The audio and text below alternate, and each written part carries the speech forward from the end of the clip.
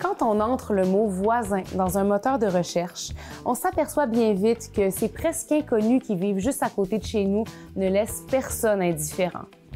Les gens se posent beaucoup de questions sur Internet. Comment parler à mon voisin? Comment être un bon voisin?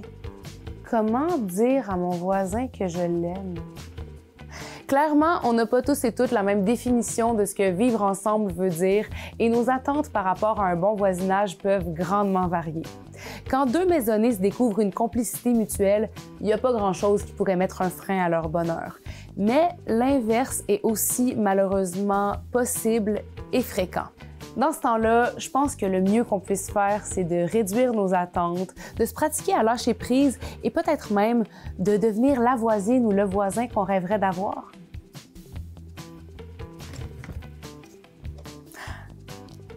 Ça, là, pour moi, c'est le symbole par excellence d'un bon voisinage.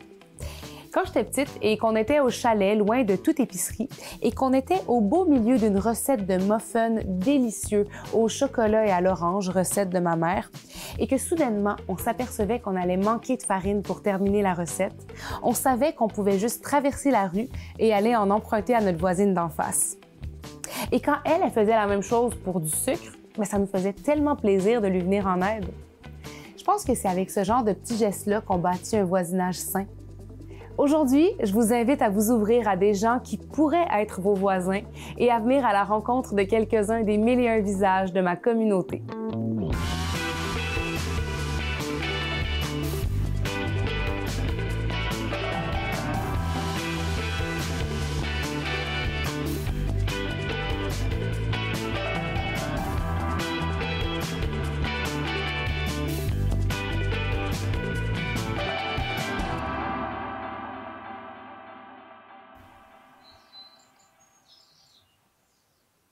Autrefois, les gens passaient par Saint-Jean-Port-Joli, mais ils allaient plus loin. Ils allaient vers la Gaspésie, le bas du fleuve Gaspésie. Maintenant, les gens viennent et restent. On se trouve dans le faubourg de Saint-Jean-Port-Joli, donc une partie historique patrimoniale. C'est construit autour de la chapelle des processions. Donc, je suis nouvellement propriétaire. Mais moi, j'ai acheté la maison ici, dans laquelle on est actuellement, qui est une maison de style Second Empire. Je l'ai achetée il y a maintenant 30 ans. C'était construit ça par Charles Bernier, un architecte assez connu là, qui est en ville. Et puis Charles Bernier a fait des maisons et il y a eu le projet de la chapelle. Il y avait un bâtiment derrière. Moi, je me disais, bon, ça pourrait faire un atelier. Cet ours, je l'ai placé sur une boule. Il est debout, il trône fièrement sur une des cheminées. Michel Saunier, sculpteur établi à Saint-Jean-Port-Joli. Je suis arrivé ici fin des années 80. C'est une belle maison qui était en très mauvais état, que j'ai restaurée tranquillement. On peut dire que j'ai tout refait.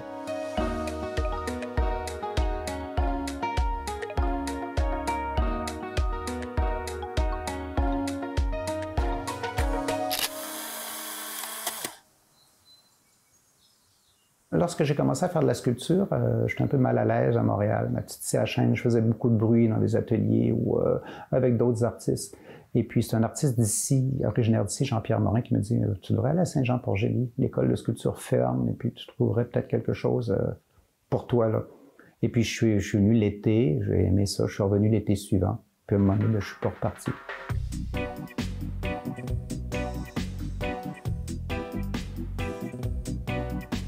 Je travaille ici à plusieurs projets, là, à faire des expos, mais aussi des projets d'art public qui roulent. La petite roulotte me sert depuis, je dirais, 3 ans. La petite roulotte a circulé dans le territoire de la Côte-du-Sud. Je faisais des ateliers avec les jeunes. Cette année, j'ai transformé la roulotte en espace d'exposition. Je l'ai mis sur le bord de la rue. Ça va être inscrit que les profits vont pour les travaux sur la chapelle. Il y a 2-3 ans, j'ai entendu dire que la chapelle allait être en vente. J'ai communiqué avec la fabrique et puis j'ai dit « j'ai un projet ». Mon projet, c'était de garder le bâtiment patrimonial dans son état, de le restaurer, puis que ce bâtiment-là serve à la culture. Il y a des expositions tout l'été, il y a aussi des spectacles. C'est vraiment un ensemble patrimonial intéressant, là. Les maisons de Charles Bernier et la chapelle des processions. Ce que je trouve beau avec ma maison, c'est la proximité avec la chapelle. C'était pas zoné patrimonial. Quelqu'un aurait pu acheter ça puis mettre à terre, construire un bungalow ou faire n'importe quoi. On a rénové aussi la sculpture en façade, qui est une belle sculpture en bois, peut-être une sculpture de Louis Jobin. En tout cas, ça a été la belle surprise. Sur le portail, il y a une représentation avec les 3 métiers qui ont fait Saint-Jean-Port-Joli, le tissage, la sculpture et les bateaux miniatures. Puis ça, c'était caché sous une autre représentation. Il y avait 3 petits anges, 3 petits poutis qui étaient maganés, mais en regardant ça, on a vu qu'il y avait des vis. On s'est dit, tiens, il y a quelque chose d'autre. Ça fait qu'on a retiré cette surface-là et puis on a trouvé une représentation là, qui date des années 60. On a trouvé qui en était l'auteur. Pour financer ça, il y avait quand même un montant à donner. C'était pas énorme, mais c'était 80 000 $. Depuis plus de 20 ans, 25 ans, il y a des collectionneurs qui achètent mon travail, mes sculptures, et puis je leur dis, je sais qu'ils ont des RIAPEL, je leur dis, si vous voulez, on peut troquer. Payez-moi pas. Ben, c'est-à-dire, on échange, on fait un troc entre une estampe ou quelque chose d'autre contre une de mes œuvres. Puis avec le temps, ben, j'avais accumulé, j'étais peut-être rendu à 8 estampes. Donc, j'ai profité du fait qu'on parle beaucoup de RIAPEL. Ce que j'ai fait, c'est que j'ai mis en vente des estampes. Et puis là, ça m'a donné le capital pour acheter la chapelle. Donc, j'ai pas eu à hypothéquer. Là, il y a des gens qui m'ont dit « Mais t'es fou, garde tes RIAPEL, c'est pas le temps de faire ça. » J'ai dit « Ouais, mais c'est pour acheter une chapelle. » Puis quelqu'un qui était très proche de RIAPEL me dit « Bon, ben RIAPEL aurait aimé l'idée. OK, tu fais bien. » C'est quelque chose d'assez mouvant, là, le voisinage. Avec les années, là, je vois des voisins quitter, je vois des voisins vieillir, partir, d'autres qui reviennent. Donc, le paysage actuellement change beaucoup. Moi, je persiste là, avec mon architecture ancienne, avec le paysage que j'essaie de garder intact. Je veux rien bouleverser, j'essaie de garder ça comme c'était au 19e siècle, là, le plus possible. C'est une richesse pour la collectivité aussi.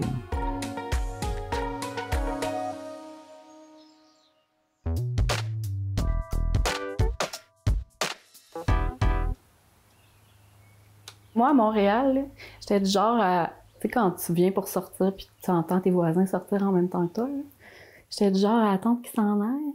Je sais pas pourquoi, c'était comme trop proche. Puis j'étais là, ouais, en chemin sauvage, tu sais, ça n'a pas d'allure. Puis depuis que je suis ici, le voisin, là, c'est comme... Pour vrai, quand je les vois sortir, je sors pour être sûre comme qu'on se parle. Fait que j'ai rencontré évidemment Michel. Je savais que Michel, c'était un sculpteur de renom. Je savais que ça allait être mon voisin. Fait que là, j'étais comme intimidée. Je m'appelle Élisabeth Cardin. Je vis à Saint-Jean-Port-Joli et je suis autrice, illustratrice, peintre, horticultrice, cueilleuse. Je suis juste bien.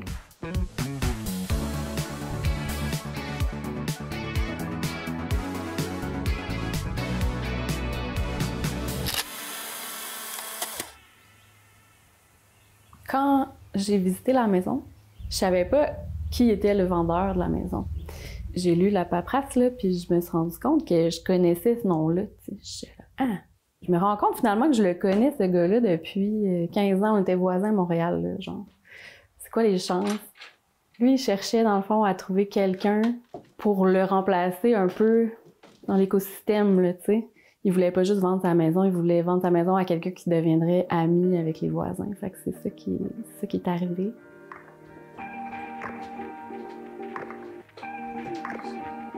Je me suis liée d'amitié avec une famille aussi de Français qui sont ici depuis 2 ans. Je les ai rencontrés parce que mon chien est juste rentré dans leur maison. Il s'est comme sauvé, puis il est rentré dans la maison, puis ils ont un chien eux aussi. Fait que la première relation d'amitié, c'était les 2 chiens ensemble. Leur petite fille de 7 ans, Alicia, je vais brailler. C'est parce qu'elle est tellement cute. Puis on est devenus full amis, elle vient tout le temps ici, on fait de la peinture, on va au fleuve, on ramasse des trésors. Tu sais, on a vraiment une belle amitié, puis c'est ça, ils retournent vivre en France. Fait que c'est pour ça que j'ai le moton. J'ai montré à faire des petites couronnes avec des éléments de la nature. Fait que on faisait plein de petites couronnes, puis on a décoré tous les arbres de la forêt avec nos couronnes. Elle a appelé ça la journée de la Saint-Forestière, parce qu'elle disait c'est comme la Saint-Valentin, mais c'est pour les arbres. Fait que c'est la Sainte-Forestière. Fait qu'on a inventé une nouvelle fête ensemble. Ils partent dans un mois, fait que j'essaie d'imaginer mon quotidien sans ce petit bout de magie là, qui débarque ici. Un jour, j'étais allée marcher au fleuve avec Joanie, donc qui est la blonde à Michel. À un moment donné, on arrive, vous avez un terrain, puis elle me raconte qu'un jour, ils ont rencontré une dame qui s'appelle Cécile, puis qui a un énorme jardin magnifique. Puis Joanie, elle me dit « Elle est vraiment trippante, cette femme-là, elle fait plein d'hybrides de fleurs, elle jardine full, en tout cas, ça reste de même, tu sais. » Puis là, un jour, je marchais toute seule avec mon chien, puis il y a comme une dame toute petite, toute mince, qui est à côté sur un bâton de marche en bas, puis qui regarde juste paisiblement, tu sais, l'horizon. Puis là, je dis « Ah, êtes-vous Madame Cécile avec le beau jardin? » Puis là, elle dit « Bon Dieu, ben oui, tu sais. Comme, c'est gênant, pourquoi vous me connaissez? » Je dis « Ah, ben c'est Joanie qui m'a parlé de vous, puis j'aimerais ça voir votre jardin. » Puis là, elle me dit « Ben oui, elle dit, je pourrais te le montrer, mais c'est tellement de travail. J'ai perdu ma jardinière. Elle vient plus travailler depuis cette année. Fait que là, j'ai plus personne pour m'aider, tu sais. » Puis moi, j'ai étudié en horticulture. Puis là, j'ai dit « Ah, ben là, la vie fait bien les choses. » Tu sais, j'ai dit « Moi, je venais marcher avec mon bâton. Vous étiez là avec votre bâton. Puis je suis horticultrice. Puis vous cherchez une horticultrice. » Fait que elle était comme vraiment contente. Fait qu'on a échangé nos contacts. Puis depuis ce temps-là, je travaille avec elle comme 3 heures par semaine. Mais en plus, on est devenus amis. Fait que, tu sais, on prend des verres. On va aux champignons ensemble. Notre erreur principale, c'est de dire ma vie, tu sais. Moi, ma vie, c'est comme trop individuel.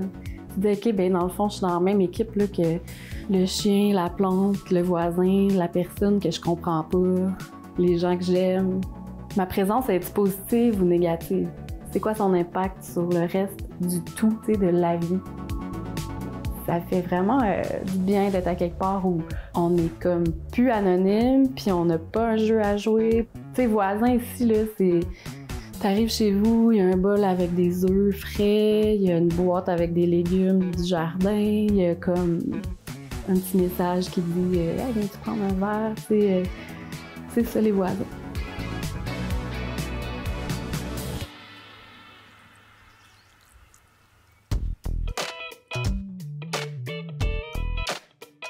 Est-ce que vous vous considérez une bonne voisine?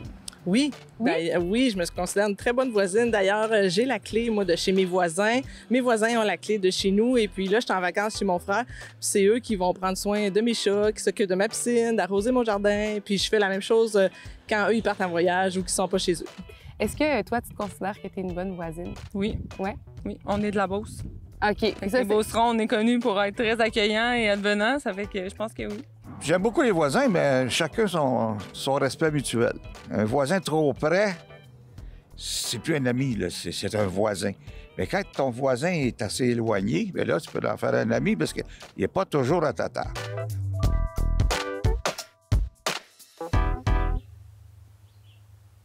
Je suis née à 9 ans du chemin, à la ferme paternelle, et c'est les voisines qui ont accouché ma mère.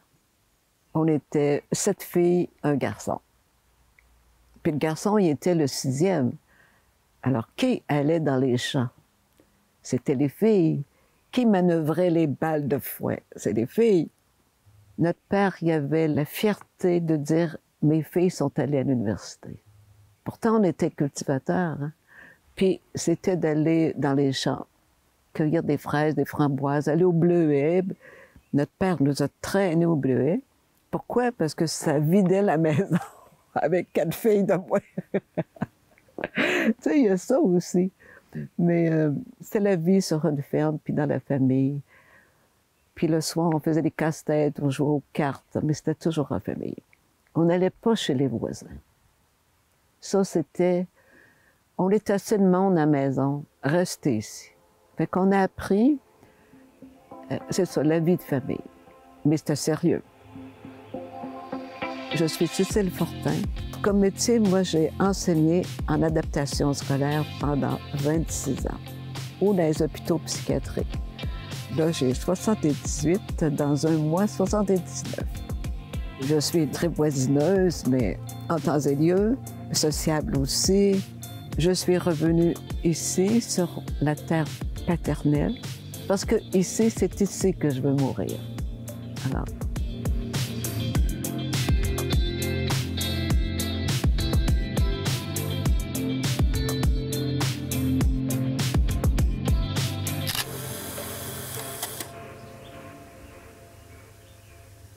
notre père, à chaque enfant, les emmenait chez le photographe. Et à 2 ans, avec ma petite sœur d'1 an, on est allé chez le photographe, Toussaint, à Saint-Jean-Port-Joli. Puis je pense qu'on se sentait aimé tout d'un coup par quelqu'un. Des fois, je me dis, Cécile, en parlant de la petite fille qui est en moi, petite fille, Cécile, est-ce que tu es contente maintenant de la grande? Et ça me ramène toujours à la base des vraies valeurs de vie. Là. Ça, je trouve ça important.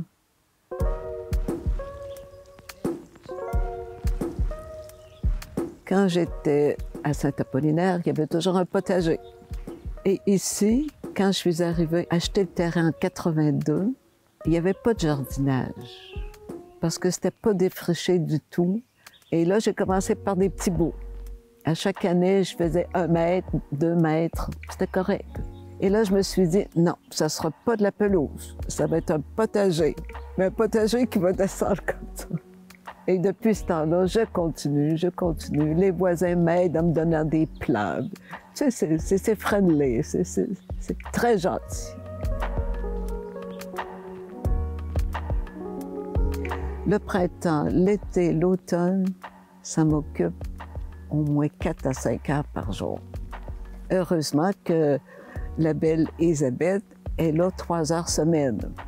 Puis l'hiver, je fais du ski de fond un peu, de la marche en dehors des sentiers.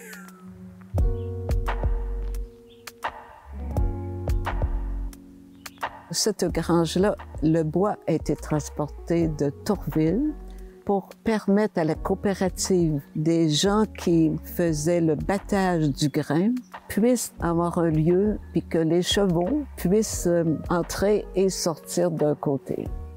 Les équerres qui soutiennent la poutre, c'est des racines d'arbres.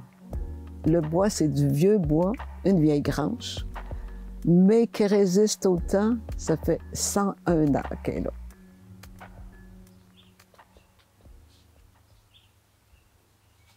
Pour ma fête à l'âge de 13 ans, mon père m'a écrit une petite carte. Et c'était marqué là-dessus: « Fais rayonner autour de toi ce bonheur. Rends service aux autres, sois-leur utile et transmets-leur de la joie et tu seras doublement heureuse. » Ton père, Simon. Et je reviens pas, mais j'ai suivi, sans le savoir, en étant auprès des enfants, auprès de la famille, en accompagnant mes gars, là, mes grands garçons dans l'adolescence et plus tard. Tu sais, ça veut dire que c'est comme si c'était tracé en moi de faire plaisir, d'être bien avec, en offrant, mais il faut aussi apprendre à recevoir. Bonjour Michel, comment ça va? Bienvenue, bienvenue. Les voisins, ils sont incommensurables, ils sont généreux. Le voisin, c'est le respect de chacun.